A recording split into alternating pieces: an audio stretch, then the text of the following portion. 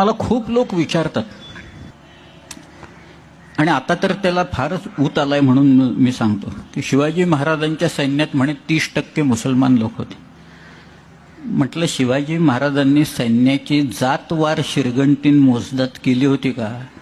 आधार card वगैरे दिलं होतं का त्यांना? म्हटलं असं काही आहे का कुठे? एकदा कसली मोजदात आणि कसलं काय कुठे? म्हटलं मी तुम्हाला एक 10 नावं सांगतो, 11वं नाव तुम्ही मला सांगा. सगळ्या शिवाजी राजांच्याकडं ही मदारी मेहतर ही जी कॅरेक्टर आहे ना, ही फिक्टिशियस कॅरेक्टर आहे, खोटी कॅरेक्टर आहे.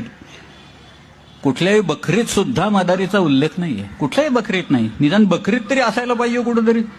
कागदपत्र तर जाऊच देत. एक सातारला अलीकडं कागद मिळाला, त्याच्यात ते आलेलं आहे, पण तो कागद बनावट आहे हे कुणीही सांगेल. सगळ्या गंमत अशी असते की एकाला उत्पन्न दिलं की ते रेन्यू करावं लागतं, दुंबाला करावा लागतो. शिवाजीराजे वारल्याच्यानंतर संभाजीराजांचं पत्र पाहिजे, संभाजीराजे गेले तर शाहू महाराजांचं पत्र पाहिजे, मग राजाराम महाराजांचं कुणाचं तरी पाहिजे ना, एक तरी पत्र. नक्कल सरकारात नक्कल करून ठेवलेली असते, तिथेही नक्कल नाही कुठे. त्यामुळं मदारी बिदारी वगैरे असं काही पात्र नव्हतं त्या सगळ्या, कुठेही नव्हतं. सिद्धी हिलाल एक होता, पण हा खेळोजी भोसल्यांचा क्रीतपुत्र होता, विकत घेतलेला गुलाम होता. त्यामुळे तो तिथंच होता, तो आणखी त्याचा मुलगा, त्याचं नाव सिद्धी याह्या. असे काही सरका सोडले की जे इथलेच लोक आहेत. शिवाजी राजांच्या पत्रात तुम्ही जर का वाक्य वाचले तर कायम येते की तुर्क फौजेत ठेविली याने जय कैसा मिळतो असं लिहिलंय त्याच्यात. अस्सल पत्र आहेत, मी काढून दाखवेन.